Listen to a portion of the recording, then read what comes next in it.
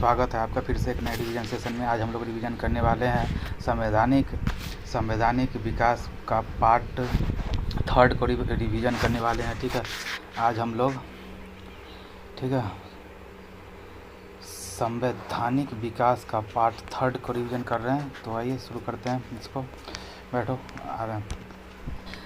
तो 1773 का chartered act हम लोग पढ़ चुके हैं। 1784 का फिक्स इंडिया एक्ट पढ़ चुके हैं। 1813 का अधिनियम पढ़ चुके हैं। 1833 का भी पढ़ चुके हैं। 1853 का, ये 1853 का अधिनियम क्या था कि 1853 का जो अधिनियम है वो अंतिम चार्टर्ड एक्ट था। 1858 का फिर आया गवर्नमेंट ऑफ इंडिया एक्ट आया, फिर 1861 का आया, फिर 1909, फिर 1919, फिर 1935 का अधिनियम आया, फिर 1937 का, फिर 1942 में क्या आया,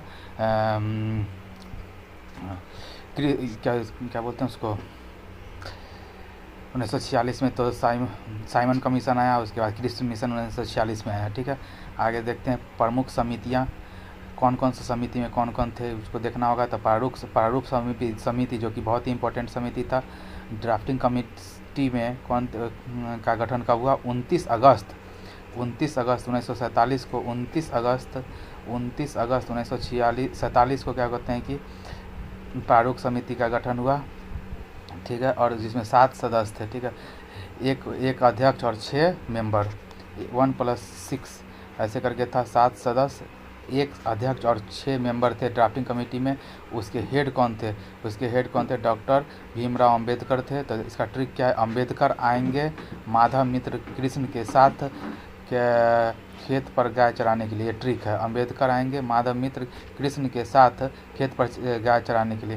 ठीक है, ऐसे करके तो देखिए डॉक्टर भीमराव अंबेडकर थे, एन गोपाल स्वामी अयंगर थे, फिर एन माधव राव थे।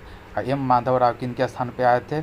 BL मित्र के स्थान पर आए थे। BL मित्र के स्थान पर माधव राव आए थे। उसके अल्लादी कृष्णा स्वामी थे। तो कृष्णा के से हो गया KM मुंशी। कांग्रेस के एकमात्र सदस्य कौन थे? KM मुंशी। उसका सैयद मोहम्मद सादुल्ला थे। ठीक है, और TT कृष्णमाचारी थे जो कि DP खेतान के स्थान पे आए थे। तो एक बार और देख लीजिए कि ड्राफ्टिंग कमेटी के सदस्य का क्या स्ट्रक्चर था? 1+7 था। एक अध्यक्ष जो कि डॉक्टर भीमराव अंबेडकर थे और 7 मेंबर थे। 7 मेंबर कौन कौन थे?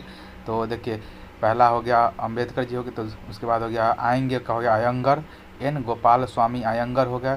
फिर माधव, जो एन माधव राव थे जो कि BL मित्र के स्थान पर आए। फिर अल्लादी कृष्णा स्वामी थे। ठीक है, KM मुंशी थे जो कि कांग्रेस के एकमात्र सदस्य थे।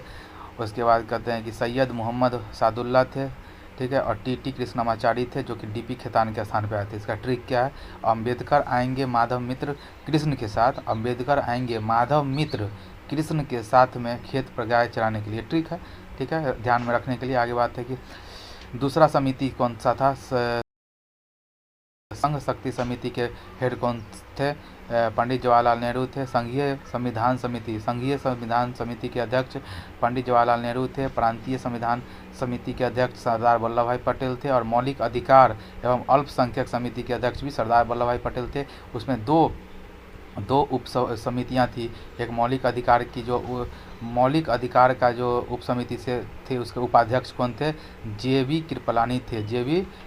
तो मौलिक अधिकार, तो क्या होता है कि फंडामेंटल राइट को हम लोग JB में लेके चलते हैं ना, तो JB कृपलानी हो गया।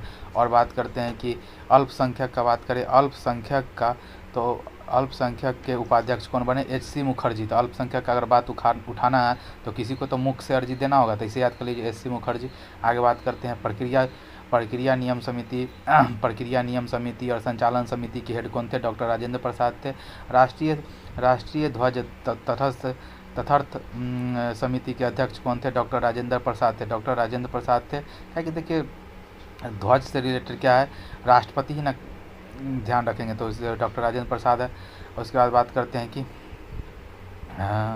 आगे बढ़ते हैं कि BN राव एक ऐसे व्यक्ति थे जो फ्री में क्या बोलते हैं, BN राव का फुल फॉर्म है वेनेगल नरसिंह राव ऐसे थे जो फ्री में सलाह देते थे। ठीक है ना, फ्री में सलाह देते, तो सलाह समिति इसके अध्यक्ष किसको बनाया गया, BN राव को बनाया गया। ठीक है, आगे बात करते हैं कि संविधान के महत्वपूर्ण दिनांक के बारे में थोड़ा सा पढ़ लेते हैं कि 9 दिसंबर 1946 को 9 दिसंबर 1946 से लेकर 23 दिसंबर 1946 तक 9 दिसंबर 1946 से 23 दिसंबर ठीक है 1946 9 दिसंबर से 23 दिसंबर 1946 तक संविधान सभा का पहला सत्र अधिवेशन चला। पहला अधिवेशन कब तक चला, 9 दिसंबर से 23 दिसंबर 9 दिसंबर से 23 दिसंबर 1946 तक। उसका 11वां सत्र 26 नवंबर 1949 को अंत हुआ, जिसका 11वां सत्र 26 नवंबर 1949, जिस दिन संविधान बन के तैयार हो गया था 26 नवंबर 1949 को, उस दिन 11वां सत्र था। ठीक है, 12वां सत्र अंत में लगा जो कि 24 जनवरी 1950 को, जिस दिन की सारे संविधान पे साइन किए थे, वो 12वां अधिवेशन था, सत्र था। ठीक है, 24 जनवरी 1950 के दिन था। उसके बाद 9 दिसंबर 1946 को पहला बैठक हुआ, 9 दिसंबर 1946 को पहला बैठक हुआ और 26 नवंबर 1949 को संविधान पूर्ण रूप से तैयार हो गया। इसमें 2 वर्ष 11 महीना 18 दिन का समय लगा। टोटल समय कितना लगा था, 2 वर्ष 11 महीना 18 दिन। और इसमें टोटल खर्चा कितना आया था, 64 लाख रुपया उस समय के हिसाब से खर्चा आया था संविधान बनाने में। आगे बात करते हैं कि 22 जुलाई 1947 को क्या हुआ कि राष्ट्रीय ध्वज को स्वीकार कर लिया गया। राष्ट्रीय ध्वज को बनाने वाला कौन था, पिंगली वैकेया नाम था, पिंगली वैकेया था।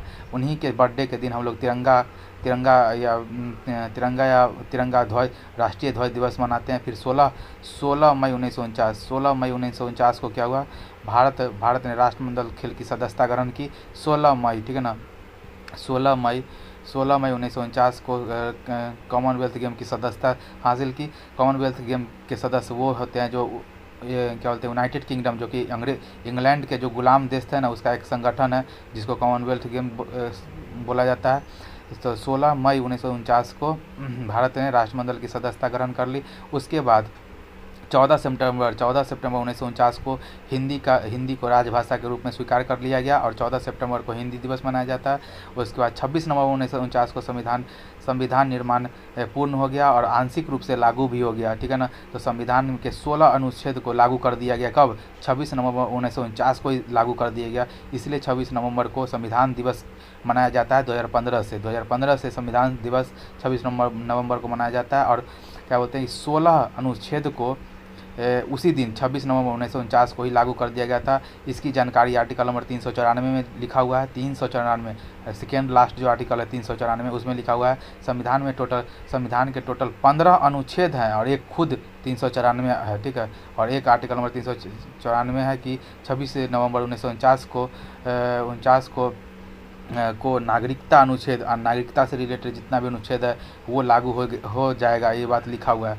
आगे बात करते हैं प्रस्तावना में 26 नवंबर 1949 की तारीख का उल्लेख है। आगे बात करते हैं कि 24 जनवरी 1950 को क्या हुआ, 24 जनवरी 1950 को 12वां सत्र के दिन क्या हुआ, संविधान पे साइन हुआ और राष्ट्रगान को स्वीकार कर लिया गया। और राष्ट्रगीत, जो राष्ट्रगान कौन है, जनगण मन को स्वीकार कर लिया गया। राष्ट्रगीत वंदे मातरम को स्वीकार कर लिया गया और भारत के पहले राष्ट्रपति का चुनाव संपन्न हुआ और उसमें क्या बोलते हैं कि डॉक्टर राजेंद्र प्रसाद को पहला राष्ट्रपति चुना गया। और बात करते हैं 26 जनवरी 1950 को संविधान पूर्ण रूप से लागू हो गया। ठीक है, और 26 जनवरी ही क्यों चुना गया, क्योंकि 26 जनवरी 1929 में लाहौर का अधिवेशन हुआ था जिसको अध्यक्षता जवाहरलाल नेहरू कर रहे थे। उसी दिन पूर्ण स्वराज की मांग किया गया था, इसलिए 26 नवंबर 1930 को पूर्ण स्वराज दिवस मनाया गया। ठीक है, तो इसीलिए 26 जनवरी 1950 को संविधान को लागू किया गया। और क्या होते हैं, हम लोग गणतंत्र दिवस 26 जनवरी को मनाते हैं। पहले राष्ट्रपति डॉक्टर राजेंद्र प्रसाद को बनाया गया निर्वाचित करके, और जिस देश में राष्ट्राध्यक्ष का निर्वाचन होता है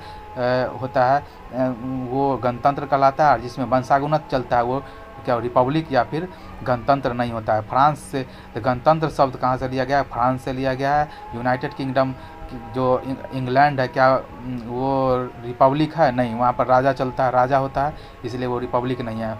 11वां पॉइंट ये है कि 17 अप्रैल 1952 को अंतरिम संसद अस्तित्व समाप्त हो गया। 17 अप्रैल को, 17 माने खतरा, तो भाई 17, तो अस्तित्व समाप्त हो गया। 17 अप्रैल 1952 को अंतरिम सरकार का अस्तित्व समाप्त हो गया। दोनों सदन को मिलाकर पहली निर्वाचित संसद राज्यसभा लोकसभा का निर्माण किया गया और 13 मई 1952 को अस्तित्व में आई। ठीक है ना, जो पहला जो निर्वाचित संसद था वो 13 मई 1952 को संसद की पहली बैठक हुई। उसके बाद बात करते हैं कि 24 जनवरी 1950 को सब लोग साइन कर दिए। अब साइन करने में कितने टोटल साइन करने वाले सदस्य कितने थे?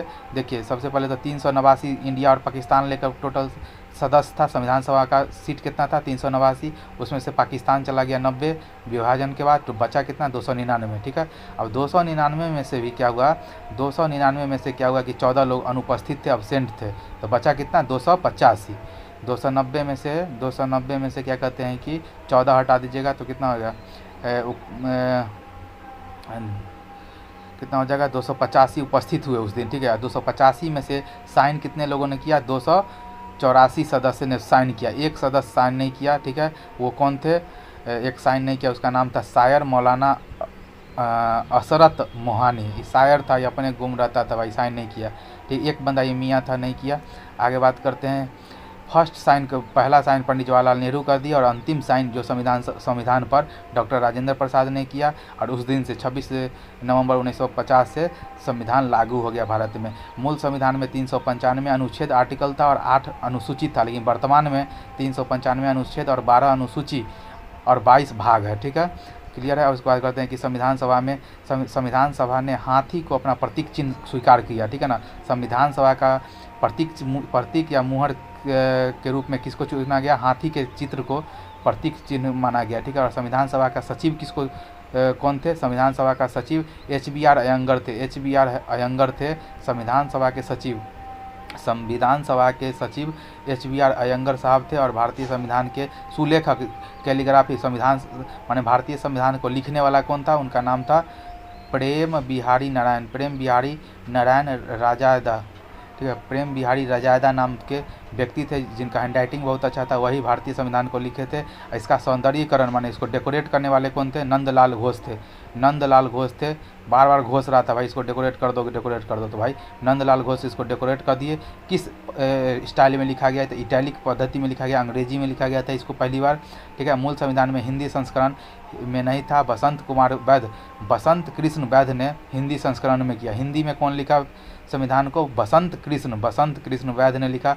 नोट में सर लिखवाए यहाँ पर क्या कि मूल संविधान में संविधान को हिंदी का पाठ या प्रावधान नहीं था।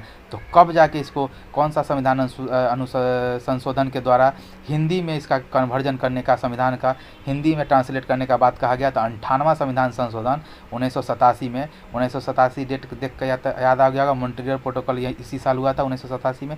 उसी साल 58वां संविधान संशोधन 1987 के द्वारा एक्ट आर्टिकल नंबर 394 क में जोड़ा गया कि हिंदी का प्रकाशन की शक्ति राष्ट्रपति के हाथ में है। ठीक है, और बात करते हैं कि 18वां पॉइंट यह है कि भारत का संविधान का शीर्षक रखा गया आर्टिकल नंबर 393 में और आर्टिकल नंबर 395 में। 2 एक्ट को समाप्त कर दिया गया आर्टिकल नंबर 395 में। ठीक है, 395 में 1995 का गवर्नमेंट ऑफ इंडिया एक्ट है उसको समाप्त कर दिया गया और भारत स्वतंत्रता एक्ट 1947 जो था उसको समाप्त कर दिया। और उस समय चर्चिल प्रधानमंत्री थे इंग्लैंड के, उन्होंने संविधान सभा एक जाति विशेष की संस्था है। ठीक है ना, चर्चिल ने बोला था, एक स्टेटमेंट दिया था कि संविधान सभा है ना एक जाति विशेष की संस्था है। और के भी राव डॉक्टर राजेंद्र भीमराव अम्बेडकर संविधान के जनक और जननी दोनों हैं। के भी राव ने बोला था, के भी राव जो थे उन्होंने बोला था कि डॉक्टर भीमराव अम्बेडकर ना संविधान सभा के जनक और जननी दोनों हैं, माने माता पिता दोनों हैं। तो संविधान का माता पिता दोनों भीमराव अम्बेडकर हैं, ये कहने वाले कौन थे? के भी राव थे। और संविधान सभा एक जाति विशेष की संस्था है, ये कहने वाले कौन थे? इंग्लैंड के प्रधानमंत्री, उस समय के प्रधानमंत्री चर्चिल थे। ठीक है, अब भीमराव अम्बेडकर के बारे में थोड़ा सा पढ़ते हैं कि भीमराव अम्बेडकर संविधान सभा क्या कहते हैं कि शुरुआत में कहाँ से, कौन सा सीट से जीते थे? बॉम्बे सीट से। ठीक है ना, तो इनके साथ कुछ खेला हो गया था। क्या हुआ था कि वो बंगाल के सीट से जयसूर कुल्ला सीट से चुनाव लड़े थे। कहाँ से? बंगाल के जयसूर कुल्ला सीट से चुनाव लड़े थे। लेकिन क्या हुआ कि सेपरेशन के बाद बंगाल का जो है ना वो भाग पश्चिमी पाकिस्तान में चला गया, जो कि बाद में चल के बांग्लादेश बन गया। ठीक है, तो वहाँ चला गया तो इनका तो सदस्यता समाप्त हो गया। तो ठीक है, तो फिर क्या हुआ कि नहीं, शुरुआत में क्या बॉम्बे से इलेक्शन लड़े तो वो हार गए। उसके बाद बंगाल के जयसूर कुल्ला सीट से चुनाव लड़े, वहाँ से जीत गए। ठीक है, जीत गए। उसके बाद क्या हुआ कि बाद में मुस्लिम लीग सपोर्ट नहीं किया, तो वो क्या हुआ कि पाकिस्तान का विभाजन हो गया, तो बंगाल का जयसूर कुल्ला सीट चला गया कहाँ, पाकिस्तान में, तो फिर से इनका सदस्यता समाप्त हो गया। फिर क्या हुआ कि BN राव ने सुझाव दिया डॉक्टर राजेंद्र प्रसाद को कि बताइए इतना पढ़े लिखे व्यक्ति हैं भीमराव अम्बेडकर, ये अगर नहीं रहेंगे संविधान सभा में तो क्या मतलब बनता है, इनको रखना बहुत ज़रूरी है। तो फिर डॉक्टर राजेंद्र प्रसाद ने रिक्वेस्ट करके मिस्टर MR जयकर को रिजाइन करवाया, कहाँ के सीट से, बम्बई के सीट से, बम्बई के सीट से फिर से उनको रिजाइन करवाया गया। किनको, जीता हुआ सीट को क्या होता है, रिजाइन करवाया गया MR जयकर के द्वारा। ठीक है, वहाँ से फिर से भीमराव अम्बेडकर री इलेक्ट हुए, दोबारा चुनाव लड़े और विजेता हुए और संविधान सभा के मेंबर बने, और इतना भयंकर मेंबर बने कि ड्राफ्टिंग कमेटी के हेड बन गए और संविधान के जनक के तौर पे माने जाते हैं। अगस्त 1947 में क्या हुआ कि पाकिस्तान अलग हो गया था, बंगाल से पाकिस्तान अलग हो गया और सीट खाली हो गया और भीमराव अम्बेडकर का मेंबर ख़त्म हो गया था। ये सब बात है, ठीक है। तो आज के रिवीजन सेशन में इतना ही, मिलते हैं फिर किसी नए रिवीजन सेशन में, तब तक के लिए बाय।